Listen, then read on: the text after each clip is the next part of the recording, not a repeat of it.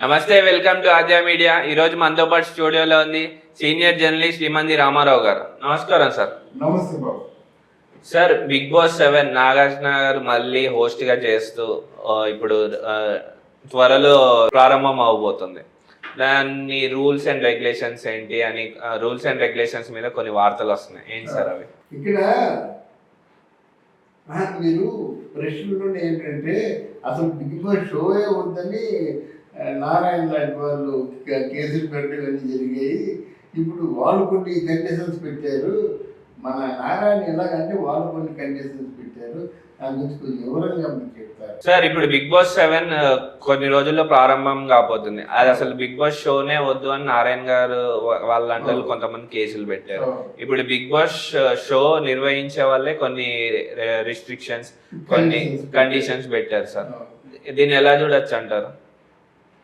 అంటే షో చాలా మంచి రియాలిటీ షో అండి. చెప్పాలంటే ఆల్ ఓవర్ ఇండియాలోనే చాలా మంచి షోగా పేరు తెచ్చుకుంది. కొన్ని కోట్ల మంది చూశారన్నమాట. దాన్ని కేవలం వీళ్ళంతా వీరే దీన్ని పేట చేసుకున్నారన్నమాట. ఈ షో తాలూ పరమార్థం ఏంటంటే మనకు తెలిసిన సెలబ్రిటీస్ అదర్ సైడ్ అంతా పోయి వాళ్ళ ఇంట్లో ఎలా ఉంటారు, వాళ్ళు ఇంకో కోణంలో ఎలా ఉంటారు, కోపంగా ఉంటే ఎలా ఉంటారు, ఏడిస్తే ఎలా ఉంటారు, నవ్వితే ఎలా ఉంటారు, జోకులు వేసుకుంటే ఎలా ఉంటారు, 100 రోజులు ఎవరి ముఖం చూడకుంటే వేడుతూనే ఉంటే వీళ్ళ తాలూకు భావోద్వేగాలు ఇలా ఉంటాయి. ఎలా ఇది చెప్పుకోవడం కోసం బిగ్ బాస్ 7 అన్నమాట. దీంట్లో మరి కేవలం ప్రజల తాలూకు ఆదరణ బట్టి మీరు ఉంటారు. అందులో జరుగుతుంది. 16 మంది 17 మంది వస్తారు. ఎవరికి తక్కువ ఓట్లు వస్తాయో ఆ తక్కువ ఓట్లు వచ్చిన వాళ్ళు మాత్రం ఆ వారం వెళ్ళిపోతారు అన్నమాట. వీళ్ళు కన్సాలిడేటెడ్గా ఎంతకైతే ఒప్పుకున్నారో ఆ అమౌంట్ ఇచ్చేసి ఆ ట్యాక్స్ వాళ్ళు కట్ చేసుకుంటారు. ఆ ట్యాక్స్ కట్ చేసుకొని వాళ్ళు అనుకున్న అమౌంట్ ఇచ్చేస్తారన్నమాట. ఎన్ని వారాలు పని చేశారో అన్ని వారాలకి ఎంత అమౌంట్ ఉంటుందో ఆ అమౌంట్ మీకు పే చేయాలంటే వాళ్ళకి ట్యాక్స్ ఎంత పడుతుందో ఆ ట్యాక్స్ కట్ చేసి ఇస్తారు. అది పద్ధతి. అందువల్ల మళ్ళీ ఇప్పుడు కొత్త బిగ్ బాస్ రన్ అవుతుంది. కానీ ఈ మధ్య బిగ్ బాస్ షోలన్నీ కూడా చౌకబారుతనంగా ఉండడం, లేకపోతే 24 hours కూడా బిగ్ బాస్ పెట్టారు. దాంతో దీని బరువు ఎంత పోవాలో అంత పోయిందన్నమాట. ఏదో ఒక టైం అంటే దానికోసం అటెన్షన్, దానికోసం ఒక అట్రాక్షను, ఒక ఇంట్రెస్ట్ డ్రా అవుతుందన్నమాట. అది కాకుండా ఎప్పుడైనా 24 hours బిగ్ బాస్ అంటే ఎవరు చూస్తాడు?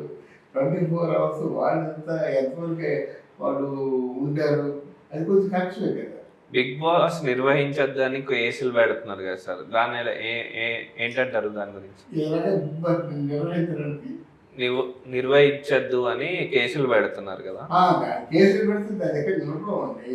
బ్యాకట్ ఆడకూడదని కేసులు పెడుతున్నారు, కోడి పందాలు ఆడకూడదని కేసులు పెడుతున్నారు, దానికి రివర్స్ కూడా కేసులు పెడుతున్నారు కదా. అదే కోడి పందాలు మన సంస్కృతి సంప్రదాయాల్లో ఒకటి అంటున్నారు అనమాట. బిగ్ బాస్లో తప్పే ఉంది, కేసులు పెట్టవలసిన అవసరం ఏముంది?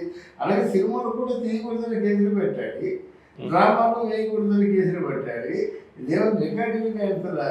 అదే దానికి ఏదైనా కేసులు పెట్టడానికి కనుక వీళ్ళు అనుకున్న మాటల్లో అర్థం లేదు, అర్థం లేదు. దాన్ని ఎవరు పట్టించుకోరు. ఇదేంటే రియాలిటీ షో. అందుకే ముందుగా చెప్తున్నాను అనమాట. సెలబ్రిటీలు అనే వాళ్ళు అదర్ సైడ్ తక్కువ ఎలా ఉంటారు, మీరు ఇంట్లో ఎలా ఉంటారు, చెల్లితో ఎలా ఉంటారు, తల్లితో ఎలా ఉంటారు, వాళ్ళ ఫ్రెండ్స్తో ఎలా ఉంటారు. అదే మనకు కావాలి. దీన్ని కేసులు పెట్టేది ఏముంది? బుర్రలేక నారాయణ అనేవాడికి రాజకీయం తప్ప మిగతా రాజకీయాలు కూడా తెలియకే మాట్లాడడం తప్ప ఏముంది? తప్పే ఉంది. ఇద్దరు హాయిగా మాట్లాడుకుంటే తప్పే ఉంది. ఎదురు లవ్ చేసుకున్నట్టుగా ఇదంతా స్క్రిప్టే కదా. లవ్ చేసుకున్నట్టుగా మాట్లాడుతున్నారు. లవ్ చేసుకుంటే తప్పు. బిగ్ బాస్ షో అయిపోగానే మీ దారి మీది, మా దారి మాది. ఇందులో వేరేది రాను. అందువల్ల అది మనం పెద్దగా పట్టించుకోవాల్సిన అవసరం లేదు. కానీ వీళ్ళు కొత్తగా కండిషన్స్ పెట్టారు కదా, అది మనం పట్టించుకోవాలి. ఏం కండిషన్స్ సార్? అది ఏ కండిషన్స్ అంటే మీరు అంటే ఇప్పుడు ఏం చేస్తున్నారంటే దాన్ని అడ్వాంటేజ్గా తీసుకొని షోలోంచి తప్పుకొని వెళ్ళిపోయే ప్రయత్నం చేస్తున్నారు అన్నమాట. తర్వాత షోని కూడా డిస్టర్బ్ చేసే ప్రయత్నం చేస్తున్నారు. ఆ షోని చెడగొట్టే ప్రయత్నం చేస్తున్నారు. దీనివల్ల టెంపో చెడిపోతుంది.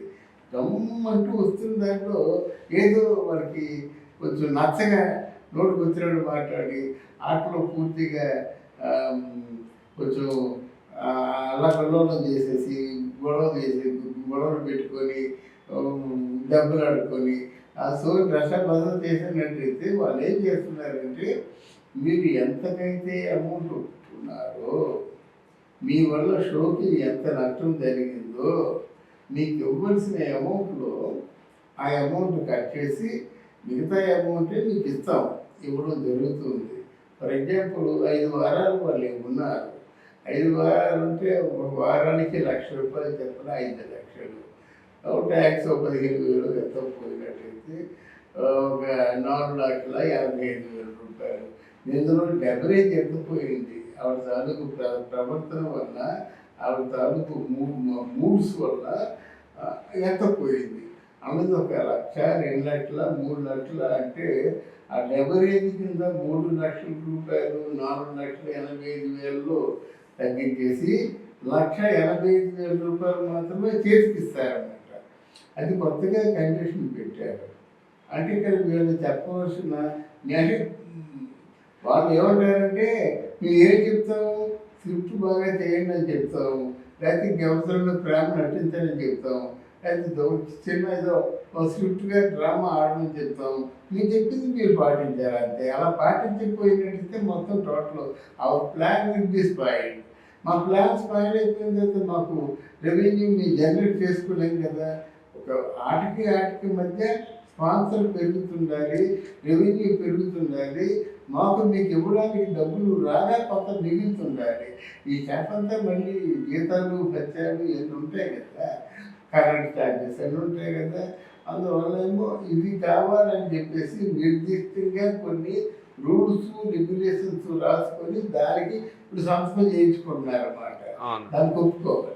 ఇంకో కండిషన్ కూడా ఏంటంటే అండి, బయటకు వెళ్ళిన తర్వాత కానీ లోపల కానీ బిగ్ బాస్కి వ్యతిరేకంగా మాట్లాడినా కూడా కేసేసి వాళ్ళకి ఇచ్చిన రెమ్యూనరేషన్లో మళ్ళీ వెనక్కి తీసుకుంటాం అనే ఒక కండిషన్ కూడా పెట్టారంట. అండ్ ఇప్పుడు నాగార్జున గారు ముందు బిగ్ బాస్ కూడా హోస్ట్గా చేశారు. ఇప్పుడు దీనికి కూడా బిగ్ బాస్ 7కి కూడా ఆయనే హోస్ట్. దీంట్లో మరి ఇంతగా ఇంకా గొప్పగా ఉంటుంది ఉల్టా పల్టా అని చెప్తున్నారు. ఏ విధంగా ఉండబోతుంది సార్ ఇది? సినిమా బ్యాడ్ నేమ్ వచ్చింది కనుక, బిగ్ బాస్ షోకి బ్యాడ్ నేమ్ వచ్చింది కనుక ఆ బ్యాడ్ నేమ్ పోవాలంటే షోని కొంచెం జనరంజకంగా తీర్చిదిద్దాలి ఒకటి. తర్వాత ఏంటంటే వాళ్ళు వెళ్ళిపోయిన తర్వాత షో మీద ఏదైనా అవాకులు చెవాకులు పేలినట్టయితే డబ్బులు తీసుకుంటా అన్నారు. ఒకసారి వెళ్ళిపోయిన తర్వాత డబ్బులే ఉంటాయి, 2 వారాల్లో మొత్తం అంతా ఫినిష్ అయిపోతాయి. దాన్ని ఇంకేదైనా మారుస్తారన్నమాట. జనరల్గా ఒక కండిషన్ అన్నమాట, మిమ్మల్ని కేసు పెడతాము, మిమ్మల్ని జైల్లో ఉంచుతాము, ఇట్లాంటి కండిషన్స్ ఏమి పెడతారన్నమాట. అంతేగాని డబ్బులు ఎక్స్పెక్ట్ చేస్తే డబ్బులు ఉండవు. ఫర్ ఎగ్జాంపుల్ 10 లక్షలు తీసుకెళ్ళారంటే ఏ ఇంటికో అడ్వాన్స్ కట్టేస్తారు వాళ్ళు, అంతా ఫాస్ట్గా ఉంటారన్నమాట. అందువల్ల వాళ్ళకి కావాల్సింది వాళ్ళు ఏమంటారంటే టీంతో మీరు సహకరించండి, టీం చెప్పిన మాటలు మీరు వినండి, టీంకి అనుకూలంగా మీరు ప్రవర్తించినట్టు you will be very good remuneration అని వాళ్ళు చెప్తారన్నమాట. అదే వీళ్ళు కూడా ఫాలో అవుతారు. అదే మొత్తం 16 వారాలు కూడా వాళ్ళు ఉంటే వాళ్ళు అనుకున్నటువంటి అమౌంట్ వస్తుంది. వీళ్ళ షో కూడా బాగుంటుంది. అయితే షోని ప్లాన్ చేసినప్పుడు ఆ ప్లాన్ తగ్గట్టుగా ఆడాలి. ఆడకపోయినట్టయితే పప్పు సుద్దలా కూర్చొని నాకు ఇంట్లో వాళ్ళందరూ గ్యాప్ వస్తున్నారని అనుకోని, తర్వాత మా అమ్మ గ్యాప్ వచ్చింది, మా పిల్లలు గ్యాప్ వస్తుంది, ఇవన్నీ కూడా నాన్ సెన్స్. ఇట్లాంటి ఆలోచనలు ఎందుకు రావాలి? తర్వాత ఎవరో ఒక ఇద్దరి మధ్య లవ్ ప్లాన్ చేస్తారు. లవ్ ప్లాన్ చేస్తే అమ్మాయి అలాంటిదాన్ని కాదు, మా వంశం అలాంటిది కాదు, అలా అనుకుంటే ఎలాగవుతుంది? నువ్వు వచ్చావు, వచ్చిన తర్వాత నీ వంశం గురించి ఎక్కడెందుకు, ఇద్దరు లవ్ చేసుకుంటే చేసుకోరా, లేకపోతే నీ చేయనంటే చెప్పేసుకో, దానికేముంది? అంటే చేయాలంటే చెప్పుకుంటే ఒక ప్రమాదం ఉంది. లవ్ చేసే వాళ్ళు ఎవరు పెడతారు? ఇద్దరు అందంగా ఉన్నవాళ్ళు పెడతారు అన్నమాట. అంతేగాని వికారంగా ఉన్నవాళ్ళేమో ఎవరో వచ్చి అబ్బాయి లవ్ చేస్తారంటే జనం ఎంజాయ్ చేయరు కదా. పెద్ద ఎంత వేసుకోవాలి, మంచి నవ్వు, పెదవులు, పలువరుస అంతా బాగుండేదాన్ని ఒక హీరోలా ఉన్నోడు లవ్ చేస్తుంటే ఎంత బాగున్నారు అందరూ. అనుకుంటారు అనమాట. అంతేకాకుండా వీళ్ళు ఎత్తు వచ్చినట్టు మాట్లాడడానికి వీలు లేదు అనమాట. అందుకే వాళ్ళు పెట్టిన కండిషన్స్ వీళ్ళు లొంగి ఉండాలి. లొంగి లేకపోతే వాళ్ళు లెవరేజ్ తీసుకుంటారు, నష్టపరిహారం తీసుకుంటారు అనమాట. ఓకే అండి, థ్యాంక్ యూ. థ్యాంక్ యూ అమ్మా, థ్యాంక్ యూ అమ్మా.